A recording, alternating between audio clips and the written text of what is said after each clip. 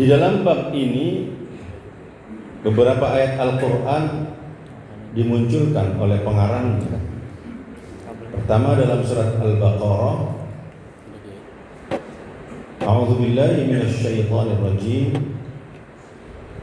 Wa ma taf'alu min khairin fa innallaha bihi alim.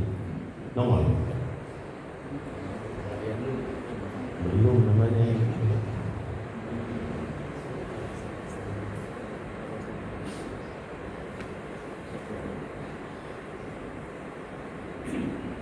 Keluarin dulu.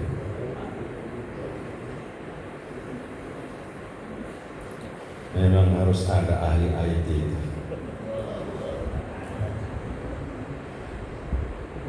Sampai jangan jauh-jauh dari masjid. Iya. Ya kalau bapaknya nggak apa-apa lah, jalan-jalan kemana-mana. Ini anaknya jangan jauh-jauh dari masjid. Ternyata ini sarana menuju kebaikan. Ini siapa lagi yang ahli? Nggak ada kayaknya. Anaknya Pak Mansur ini satu. Jadi aset sini nanti Pak Mansur anaknya. Aset masjid itu untuk alat teknologi. Semua sudah bingung.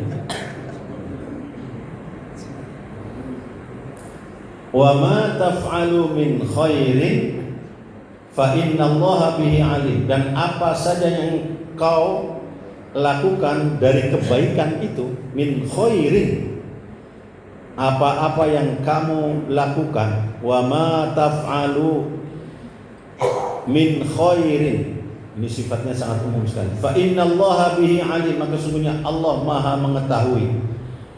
Dulu pernah kita cerita tentang CCTV Allah. Kalau di sini ada CCTV begitu orang geser dari CCTV udah nggak kelihatan. Banyak kita sering ditonjolkan ada CCTV orang lagi mencuri uang kas masjid. Sekarang teknik nyurinya sudah pakai teknologi lagi, pakai lakban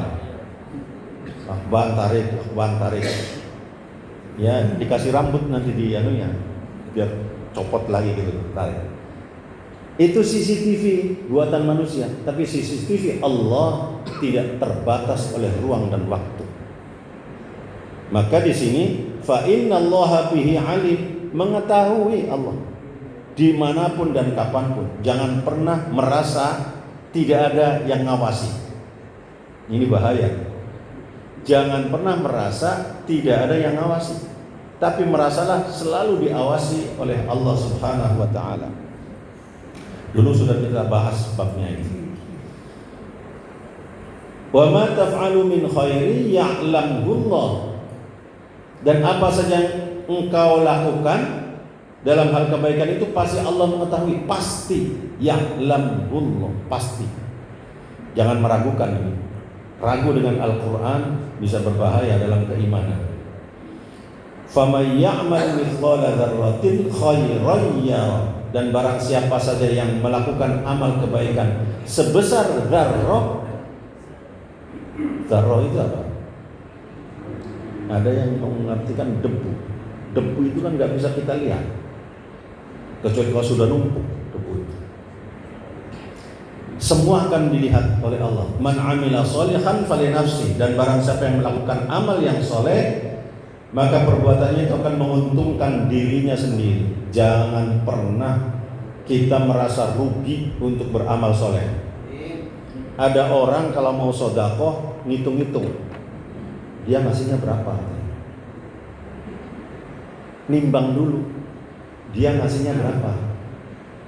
Dia ngasih 100, nah saya di bawahnya aja.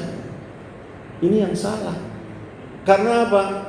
Allah mengatakan man amila sholihan fali nafsi. Sing sapa wong ngamal soleh, maka kebaikannya kembali pada dirinya sendiri, bukan pada orang itu. Jadi kalau beramal jangan ngitung-ngitung. Dia ibadahnya gimana? Jangan ngitung-ngitung orang, diri kita. Ngitungnya diri kita. Supaya semakin hari semakin meningkat amal. Lah 4 ayat inilah yang digambarkan dalam kitab ini tentang banyak jalan kebaikan.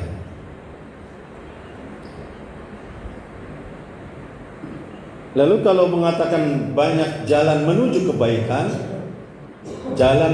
kebaikan, yaitu sarana, fasilitas. Ini Allah memberikan gambaran banyak sekali. Wa ta'awanu 'alal birri wat taqwa. Tolong-menolonglah kalian dalam hal kebaikan dan takwa. Wala ta'awanu 'alal itsmi wal 'udwan. Jangan tolong-menolong dalam hal keburukan dan permusuhan. Wattaqullah innallaha syadidul 'iqab. Disuruh tolong-menolong. Ini fasilitas tolong-menolong untuk menuju pada kebaikan. Walladzina jahadu fina lanahdiyannahum subulana. Dan orang-orang yang bersungguh-sungguh untuk mencari keridhaan kami, benar-benar akan kami tunjukkan kepada mereka jalan kami itu. Proses, dia merupakan proses untuk menuju kebaikan. Jadi ada jalan kebaikan, jalan menuju kebaikan. Bagaimana jalan kebaikan itu? Pertama digambarkan oleh pengarang kitab ini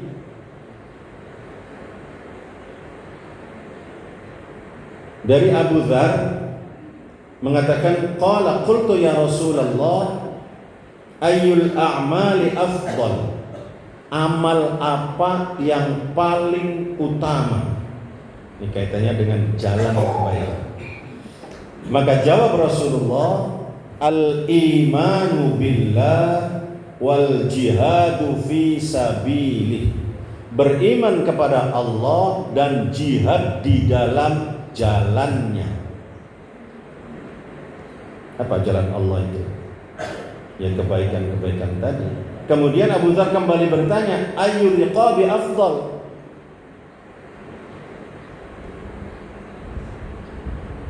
Budak yang bagaimana yang utama untuk dibebaskan?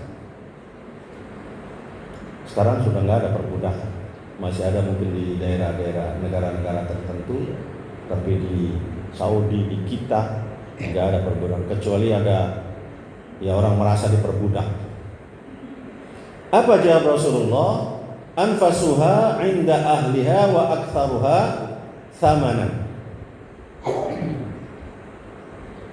Yaitu budak yang secara fisik orangnya ganteng menurut pemiliknya. Kalau yang perempuan ya cantik, menarik orangnya, dan kemudian mahal harganya. Bebaskan orang itu, kata Rasulullah.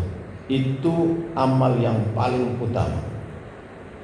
Kalau budak yang gak ada harganya memang udah dibuang kan itu. Sudah budak kurapan, malas bekerja, tidur terus. Iya, yang jelas tidak menguntungkan tuanya. Itu dibebaskan juga, ya udah tuanya silahkan aja, kita bebaskan. Nggak punya beban apa-apa. Tapi yang memang diberikan beban oleh majikannya karena dia satu menarik orangnya, kalau disuruh kerjanya rajin dan sebagainya, itulah yang utama untuk dibebaskan, kata Rasulullah.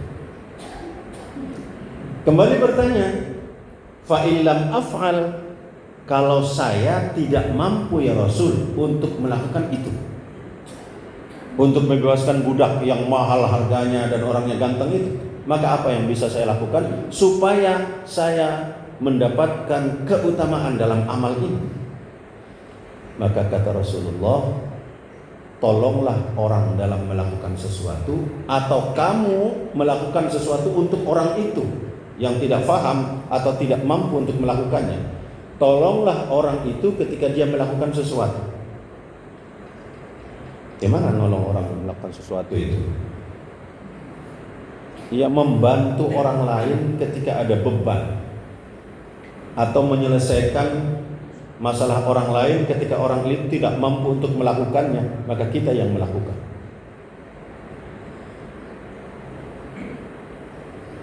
Lalu Abu Dzar ngomong, nyindir lagi, ara'aita in dha'uftu an ba'dil amal? Ya Rasul, Emangnya kamu nggak tahu?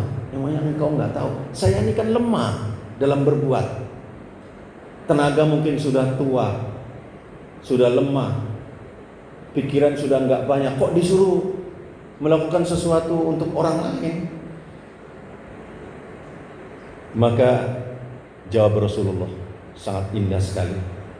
Bagi mereka yang lemah, tidak mampu menolong orang lain, tidak mampu melakukan sesuatu untuk orang lain karena faktor usia, faktor-faktor yang lainnya, maka untuk mencapai keutamaan amal itu, kata Rasulullah, takuffu syarraka anin nas, cegah kejahatanmu terhadap manusia. Apa kejahatan kita? Kejahatan yang ada pada diri kita apa? Kita ngerasa nggak? Ada kejahatan setiap hari kita lakukan. Gimana? Zalimin. Bukti zalim apa zalim itu?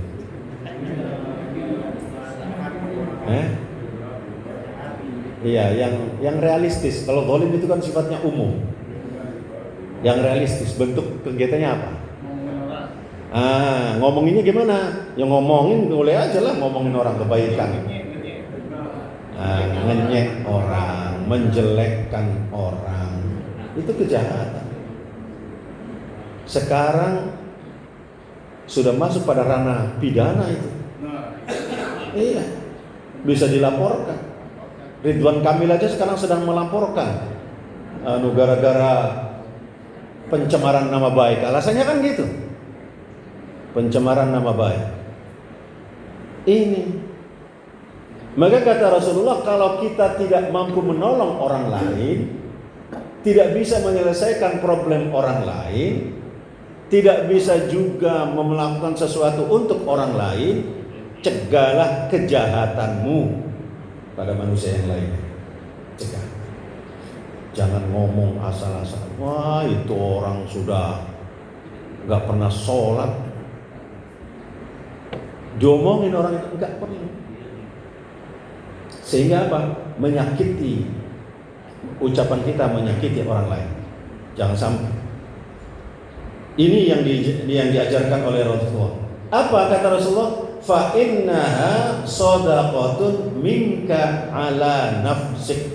Karena yang demikian itu mencegah dari kejahatan kita terhadap orang lain itu, kata Rasulullah, itu bentuk sedekahmu untuk dirimu sendiri. Bentuk sedekah. Sudah ngasih duit pelit, ngasih tenaga lemah, pikiran bodoh, terus apa lagi? Ngomongnya nggak enak. Masya Allah, ngomongnya nggak enak, nyakitin lagi. Wah, itu manusia yang nggak ada gunanya lah itu, Masya Allah. Maka kata Rasulullah, kalau nggak bisa semuanya, nggak bisa melakukan apapun ini, jangan sampai kejahatan kita menimpa orang lain. Kalau kita nggak bisa ngomong baik, ya diam, cekir. Apalagi ini masuk bulan Rabiul Awal, ini bulan lahirnya Rasulullah, yang digambarkan oleh Al-Quran. Rasulullah itu kehadirannya adalah rahmat. Wa ma arsalnaka illa rahmatan lil alamin. Ma itu harfun nafi, Pak. Meniadakan semuanya, ditiadakan. Enggak ada semuanya itu.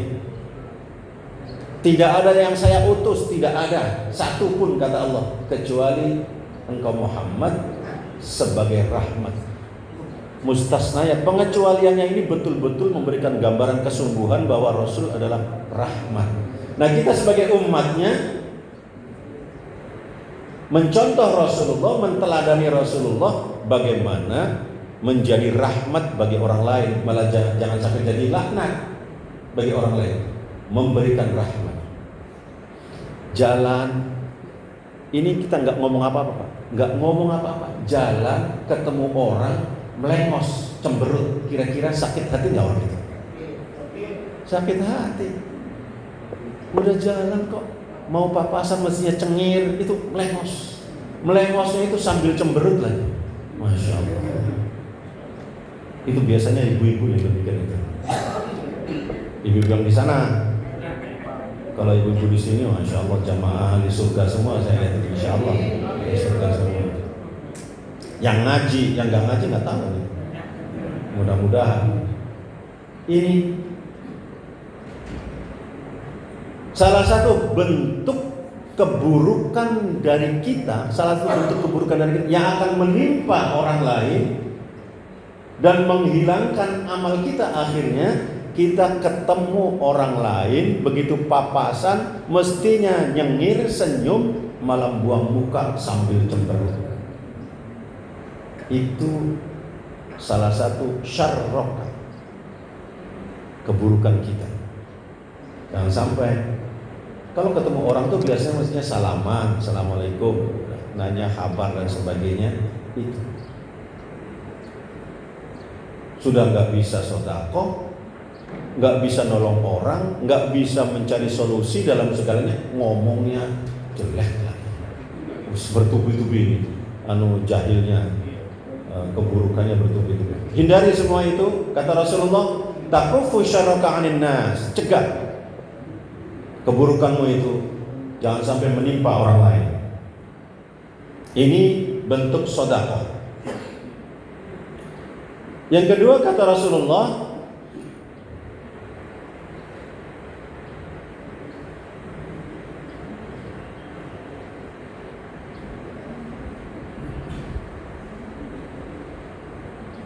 an Abi Dzar aydan, juga dari Abi Dzar ini. Dari Abi Dzar mengatakan yusbihu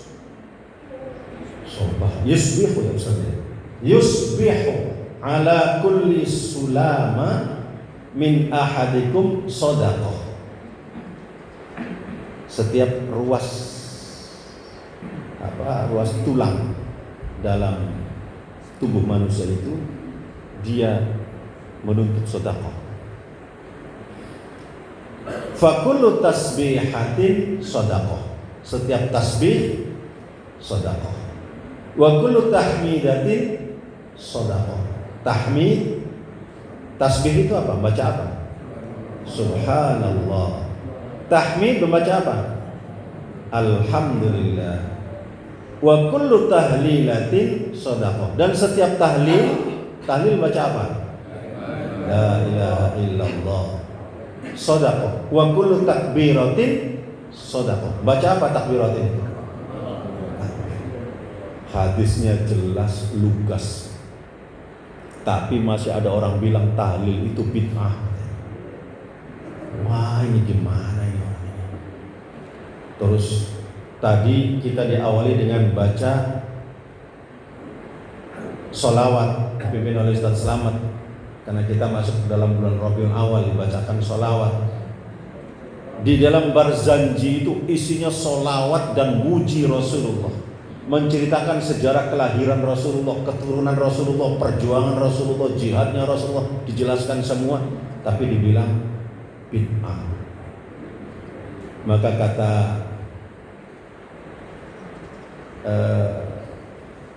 Masya Allah, siapa? Menantunya Maimun Zubair itu, Gus Baha. Kata Gus Baha, supaya tidak dibilang bid'ah, sampean jangan baca bahasa Arabnya, terjemahkan ke dalam bahasa Indonesia atau bahasa, dia tidak akan membid'ahkan karena baru ngerti dia. Dia bilangnya itu artinya karena tidak faham, kata Gus Baha, karena tidak faham. Di satu masjid yang pernah saya kelola, satu masjid, kita adakan marhabanan Barzanji. Terus ada yang protes, Ustadz, sebentar lagi masuk musik di masjid ini, organ. Apa yang dibaca oleh Ustadz lagu-lagu bilangnya. Ketika kita membaca Barzanji itu kan saat qiyam, itu mahalul qiyam, membaca asyraqal dengan berbagai macam bentuk lagu. Sebentar lagi organ akan masuk ke masjid ini untuk mengiringi lagunya Ustaz. Kenapa? Ini semua bid'ah. Bid'ah semuanya. Tapi ketika dijelaskan artinya dia diam, nggak ngomong apa-apa. Terus dia ngomong ke teman yang lainnya, itu isinya baik banget ya katanya. Karena tidak paham, dia ngutuk, ucapannya tidak terjaga.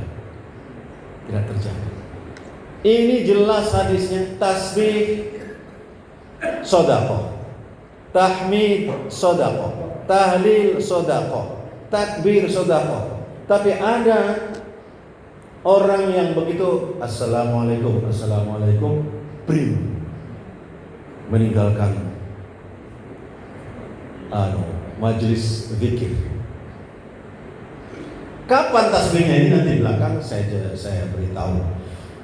Tiap pagi dan sore petang itu disuruh baca tasbih.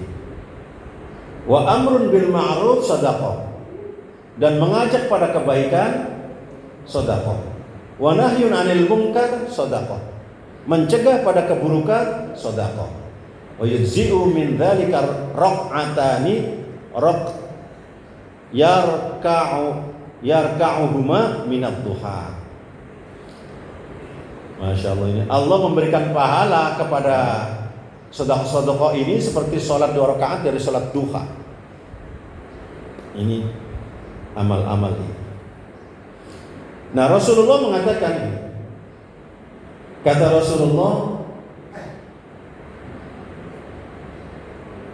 saya ditunjukkan satu malam saya ditunjukkan oleh Allah Subhanahu wa taala tentunya tentang amal-amal umatku, kata Rasulullah. Hasanuha wa sayyi'uha, amal baiknya dan amal buruknya umatku diberitahu Rasulullah. Fawajjatu fi mahasini amaliha, dan saya, kata Rasulullah, diberitahu amal yang baik dari umatku. Di antaranya ini al-adza yumatu 'anil thariq, yaitu menyingkirkan sesuatu yang berbahaya dari jalan. Menyingkirkan sesuatu yang berbahaya dari jalan. Ada batu disingkirkan, ada duri disingkirkan, ada kayu disingkirkan.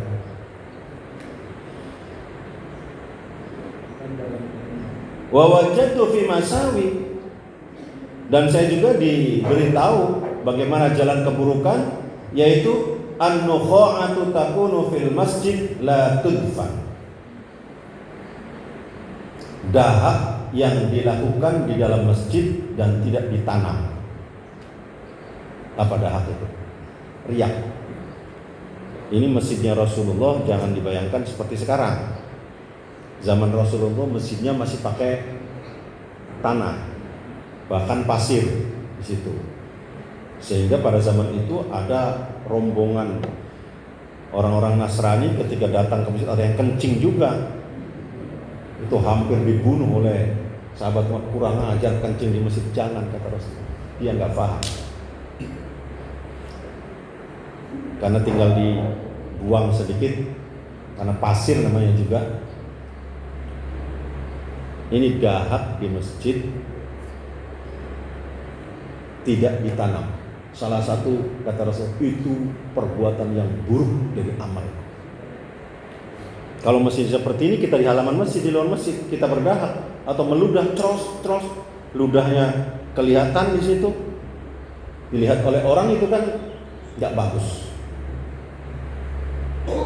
Berdahak, mengeluarkan dahak, dan kemudian malah buangnya asal-asalan. Di situ batako semua, di luarnya, di atas batako kelihatan, orang lewat melihat jijik. Mau nginjek aja, sendal yang kerjanya di tempat kotor aja nggak mau kita nginjek itu, Pak. Ada nggak sendalnya orang saya injek? Nggak ada. Sendal yang di tempat yang kotor aja menghindari itu dahak itu. Nah, kata Rasulullah, orang yang berdahak seperti itu tuh, membuang seenaknya, itu amal yang buruk. Amal yang buruk. Masya Allah. Karena itu kalau meludah, kalau di situ ya cari celah antara itu di celahnya itu, kemudian digeser-geser, kalau ada pasir tutup dengan pasir. Jangan orang keluar dari masjid melihat dahaknya jamaah lain berserakan di situ, akhirnya kita tidak enak di hati kita. Itu salah satu bentuk keburukan, kata Rasulullah. Buruk bagi kita. Amal yang baik menyingkirkan yang ada di jalan. Sekarang ini Pak, di asrama ini, kemana jalan? Susah orang berjalan, terutama naik mobil. Karena apa? Banyak pelang-pelang itu dipasang di jalan. Bukannya disingkirkan, malah dipasang di jalan. Itu. Apalagi itu di RT 13. RT saya sendiri, daripada saya ngasih contoh RT orang lain, pasang semua itu. Bukan hanya duri, bukan hanya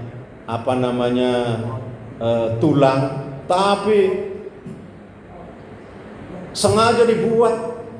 Ya saya juga dibuatkan, saya punya itu. Anehnya itu saya punya. Saya masih ingat itu dibuatkan oleh Larso namanya. Pak, saya buatin aja, silahkan. Iya. Padahal kata Rasulullah, amal yang baik justru meminggirkan itu. Supaya apa? Orang lewatnya lancar. Pot-pot ya, ada pot-pot malah itu. Itu RT 13 ini. RT-nya Pak Haji Anwar. RT-nya saya itu loh. Waduh, Masya Allah. Saya nggak tahu apakah itu masuk kategori ini, Masya Allah. Kita coba beri ruang jalan orang lain supaya orang itu lancar jalannya. Yang enak Pak Mansur lah. Pak Mansur juga masih ada pot-potnya itu. Nah, itu kita koreksi masing-masing lah. Kita ini tahapan evaluasi kita. Di RT masing-masing, RT-nya masing-masing. Ini karena Rasul mengatakan begini. Al-adha yumatu 'anil thariq. Coba. Perbuatan itu.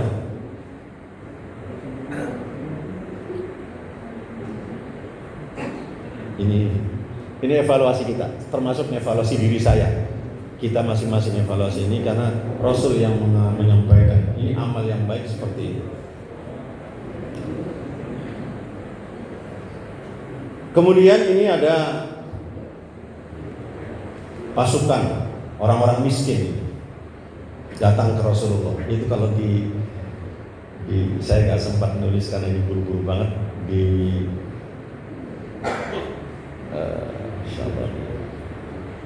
Nihayatizin itu yang digambarkan datang rombongan, kemudian ada seorang perempuan masuk ke Rasulullah menggugat tentang orang-orang kaya, termasuk ini orang miskin datang ke Rasulullah menggugat orang kaya. Ya Rasulullah, dhahaba ahlud duthur bil ujur. Orang-orang kaya itu memborong semuanya. Pahala itu diborong semuanya oleh orang kaya. Mereka sholat seperti juga saya sholat, seperti kami juga sholat. Orang kaya itu. Mereka puasa sama seperti kami juga puasa. Mereka sedekah. Nah, kelebihannya ini. Kalau di yang lain, hadis lain itu digambar. Mereka haji, mereka puasa, mereka sholat, mereka macam-macam. Mereka kemudian sedekah dengan amal-amalnya itu. Terus kami dapat apa ya Rasul? Orang-orang miskin ini yang tidak bisa sedekah. Karena kami sholat, mereka juga sholat. Kami puasa, mereka puasa. Lalu apa yang bisa dibanggakan dari kami? Amal apa yang bisa menjadi utama bagi kami yang gak bisa sedekah ini? Maka jawab Rasulullah, Awalaysa qad ja'alallahu lakum ma tasaddaquna bi. Mau nggak saya tunjukkan, yaitu amal-amal yang sodakohnya kamu nilai.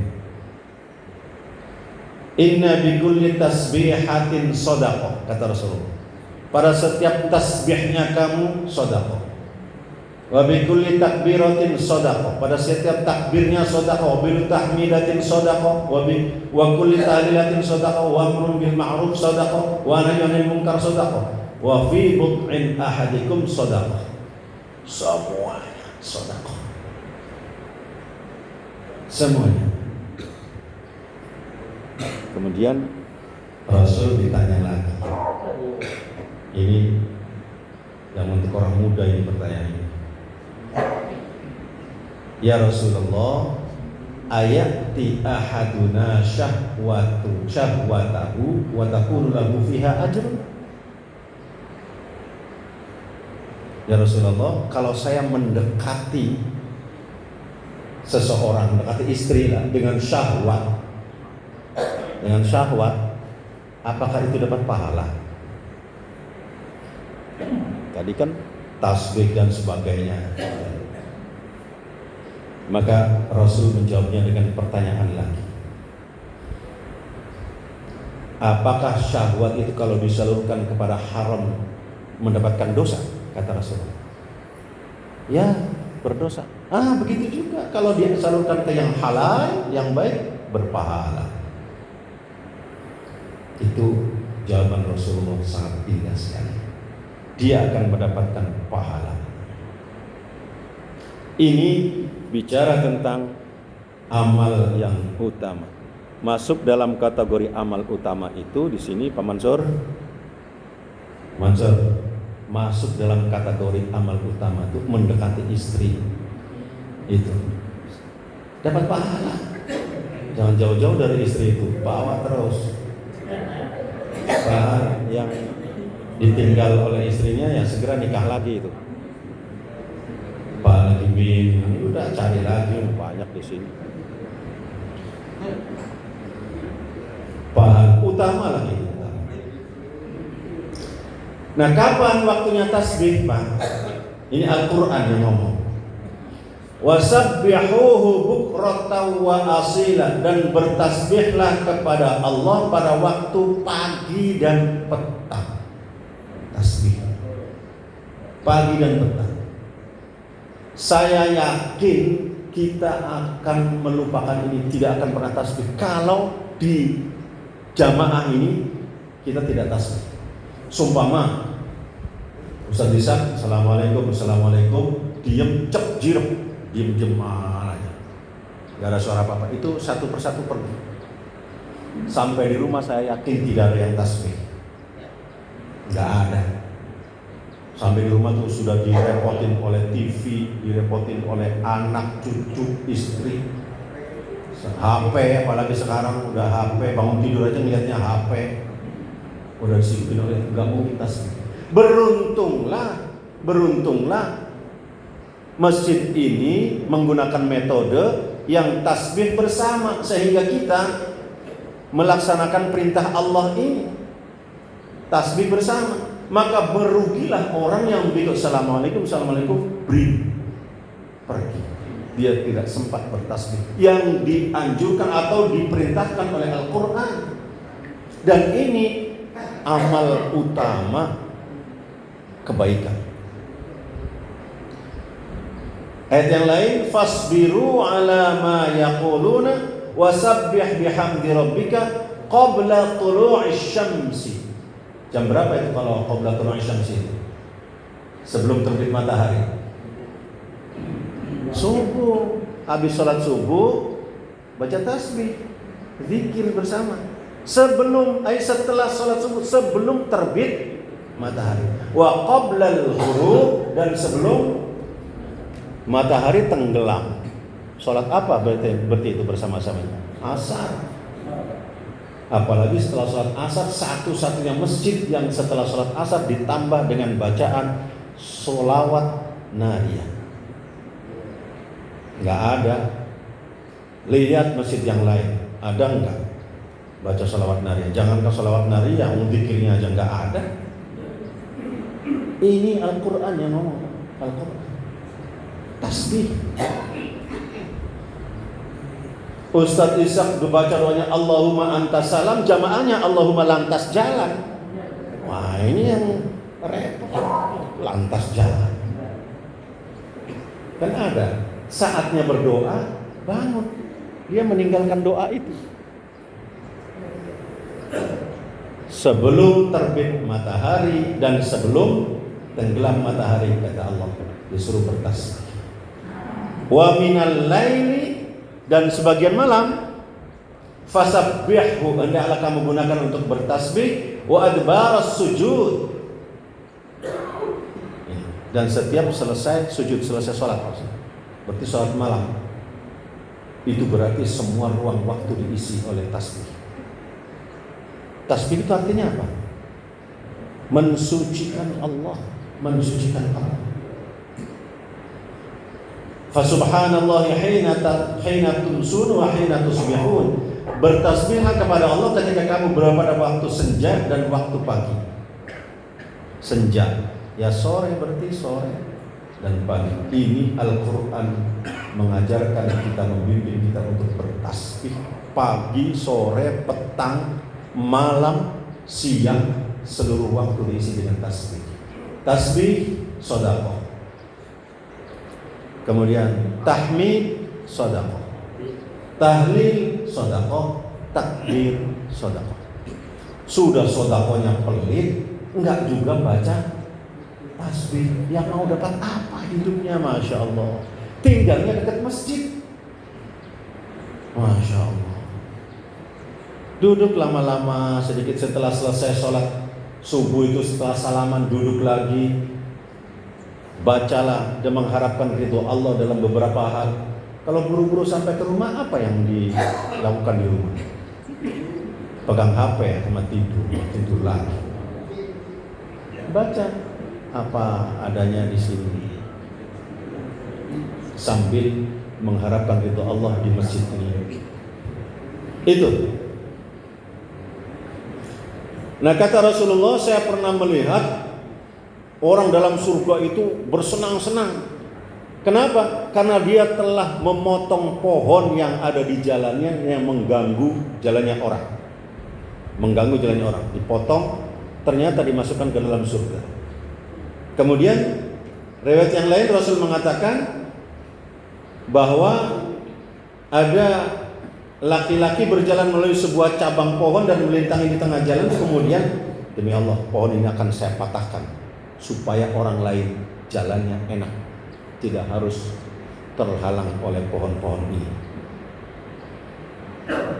Dalam riwayat yang lain, seorang laki-laki berjalan di jalanan, ia menemukan cabang di sebuah pohon berduri, dan pada jalan itu kemudian cabang berduri itu disingkirkan olehnya. Allah lalu berterima kasih, kemudian memberikan pengampunan kepadanya. Yang satu dimasukkan ke dalam surga, yang satu diberikan ampunan oleh Allah. Kalau sudah diberikan ampunan, kelaknya akan masuk surga juga. Surga dengan apa? Lah kalau ustadznya ini yang mengajarkan hadisnya, saya masang apa namanya itu? Bukan pot, tiang itu, tiang iya di jalan. Gimana saya? Kamu ngomongnya doang ngajarin orang kata Gusti Allah nanti itu. Ada, tapi saya taruh aja di situ. Saya ditegur oleh tetangga saya, supirnya Pak Rusli itu. Ketika ada mobil parkir di situ, saya kemudian nggak dapat parkir. Bingung juga saya. Saya parkir mana yang kosong? Bapak sih nggak dipasang. Loh, Bapak nggak dipasang, disalahin oleh supir lagi yang nyalain itu. Supirnya tetangga, Bapak nggak dipasang itu ya. Ya pasang kamu lah yang masang, jangan saya bilang itu. Kalau saya yang bukan masangan, dia yang masang, salahnya dia itu. Masya Allah, ini betapa apa? Menyingkirkan ranting saja dapat pahala. Kebalikannya, memasang perangkap, gimana dapat apa itu? Pak Randi, Jangan kemudian merasa susah ya kalau di depan rumah saya. Apa-apa itu udah. Kalau ada begitu tabrak aja. Masya Allah ini Pak. Subhanallah. Nah, salah satu kebaikan yang lainnya, kebaikan yang lain ini kita wewangian. Jangan ke masjid itu bau prengus. Ke masjid bau prengus. Ya orang lagi sholat, Allahu Akbar, langsung tutup hidung. Bawa apa ini orang ini? Masya Allah. Kalau yang memang, kan ada orang yang badannya memang bau. Sekarang ada bedak yang menghilangkan bau badan. Cukup taruh di bawah lengan ini. Apa namanya itu ya? Nama bedaknya apa? Bedak apa itu? Bukan deodoran. BMK apa? MBK. Itu begitu pakai MBK tuh dia melindungi bau. Enggak yang bau pakai MBK sehingga masuk ke masjid bau wangi. Bau wangi-wangi. Ini malah digambarkan Rasulullah satu ketika pakai baju berkeringat sampai keringatnya tuh nempel, akhirnya bau. Lalu digambarkan di sini bajunya Rasulullah tuh dibakar, diukupin, maksudnya diasapin dari bawah sehingga asapnya nempel di baju Rasulullah menjadi wangi. Bukhur namanya. Diasapin. Sekarang orang bilangnya apa itu? Dupa. Rasulullah itu sudah menggunakan dupa. Jadi kalau mungkin buru-buru atau bagaimana ya, bajunya cuma satu, Rasulullah kan sangat sederhana. Terus mau dipakai lagi, dibakar, diasapin sehingga baunya wangi. Bajunya aja digituin. Lah kita banyak minyak wangi nggak dipakai.